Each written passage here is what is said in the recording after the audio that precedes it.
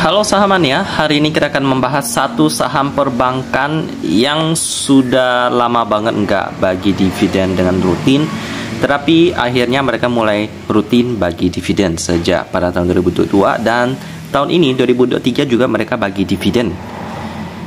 Jadi langsung aja kita bahas perusahaan bank yang di request oleh teman-teman. Namanya adalah OCBC NISP Tbk dengan kode emiten NISP pastinya. Langsung aja kita mulai dari beritanya terlebih dahulu. Banyak sekali berita tentang bagi dividen 40% ya dari laba 2022-nya atau sekitar 1,3 triliun rupiah. Kalau kita hitung sih berarti dividen yield-nya itu sekitar 5% ke atas sih ya, lumayan. Hampir 10% tapi masih agak jauh dikit, jadi sekitar 6% gitu. Berita-beritanya sih baik-baik aja, aman-aman aja. Jadi kita langsung lanjut ke bagian sejarah perusahaan ini. Ini adalah perusahaan yang asli Indonesia, tapi setelah itu diakuisisi oleh bank dari Singapura, yakni adalah OCBC. Jadi mereka didirikan pada tahun 41, jadi sebelum Indonesia merdeka. Merupakan bank tertua keempat di Indonesia yang didirikan pada tanggal 4 April tahun 41 di Bandung dengan nama NV Netherlands. Ini ya, bank dari zaman sebelum merdeka. Lalu tahun 63 mereka berkembang pesat ketika Karmaka Surjaodaja mulai mengelola bank NISP pada tahun 63 dengan jabatan sebagai direktur operasional. Lalu terus berkembang, lalu akhirnya pada tahun 97 bank NISP menjadi partner lokal OCBC Bank Singapura. Lalu sekaligus pada tahun 2005 Singapura menjadi pemilik saham terbesar daripada perusahaan ini. Dan akhirnya terus berkembang seperti sekarang teman-teman. Bahkan Pak Loh Keng Hong juga masuk ke bank yang satu ini. Bagaimanakah prospek bank? Usahanya pasti bagus karena dibutuhkan oleh orang banyak untuk usaha, untuk pinjaman konsumtif dan lain-lain. Itu semuanya berhubungan dengan bank. Selanjutnya kita lihat pemegang sahamnya. Porsi masyarakatnya 14%, ini aman, masih di bawah 50%. Lalu ada OCBC Overseas Investment, dia memegang 85%. Dari beritanya sih aman-aman aja. Jadi langsung kita lanjut ke bagian laporan keuangannya yang sudah update sampai kuartal keempat tahun 2022 pastinya. NISP 2022 kuartal keempat tahunan. Di bagian ini FS Financial Statement yang sudah audited pastinya, biasanya sih seperti itu ya. Kita download dulu, lalu kita bandingkan dengan yang RTI Business punya. Buka dulu PDF-nya. Jadi ini udah diaudit oleh PwC, salah satu auditor terbesar di dunia, di mana dikatakan bahwa mereka menyajikannya secara wajar. Selanjutnya untuk kasnya kita lihat seberapa tebal. Jadi kasnya itu 1,355 triliun ya, karena dikalikan 1 juta. Cuman karena ini perusahaan bank, ini kasnya bukan menjadi patokan apakah keuangannya sehat atau tidak. Tapi dari aset lancarnya, kita coba lihat aset lancarnya seberapa besar. Paling kita lihat dari sini aja deh, quick rasionya 113%, jadi masih aman.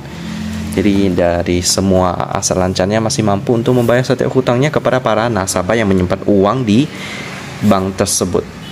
Sekarang kita langsung lanjut ke PR-nya 5,8 kali. Kita coba lihat dari pendapatannya di sini. Dari pendapatan bunga dan syariah, lalu ada pendapatan lain-lain, lalu dikurangi dengan beban. Akhirnya dapatlah laba operasional 4,2 triliun lalu dikurangi dengan pajak. Jadi dapatlah yang bersih itu 3,3 triliun rupiah yang dapat diatribusikan ke entitas induk 3,3 triliun. 3,3 triliun per 5,8 kali.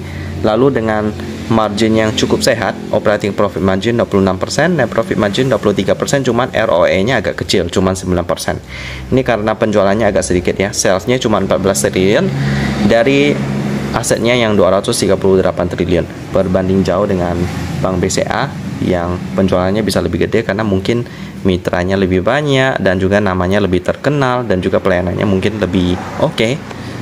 Jadi NISP ini perlu meningkatkan salesnya aja sih biar labanya lebih besar lagi. ROE-nya juga bisa lebih gede. Untuk soal margin udah sehat. Untuk NSP itu aja sih, dari keuangannya sih paling ROE-nya aja yang kurang ya. Selanjutnya kita lihat transaksi hariannya bagaimana. Oh iya, kita lihat pendapatannya datang dari mana aja. Pendapatan kayaknya sih kebanyakan dari bunga sih. Pendapatan bunga.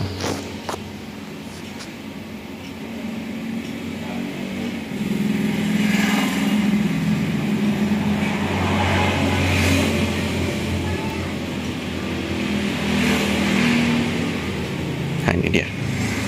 Dari pinjaman yang diberikan 9 triliun, lalu efek-efek dan obligasi pemerintah itu 3,1 triliun pendapatannya.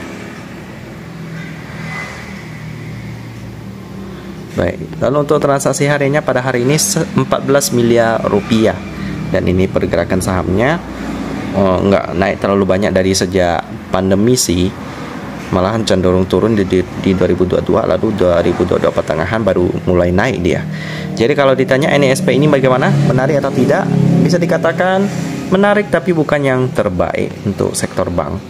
Karena kalau saya disuruh pilih, mungkin saya lebih pilih BJBR karena lebih perfect dibandingkan NISP.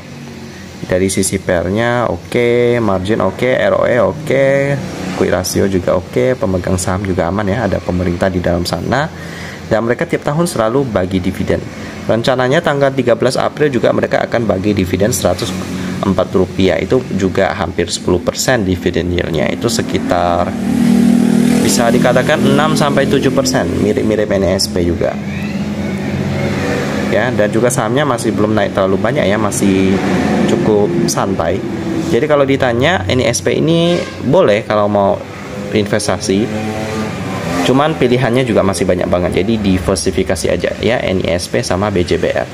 Jadi kita aja pembahasan daripada bank NISP yang akan segera bagi dividen. Saya tutup dan kita ketemu lagi di video selanjutnya.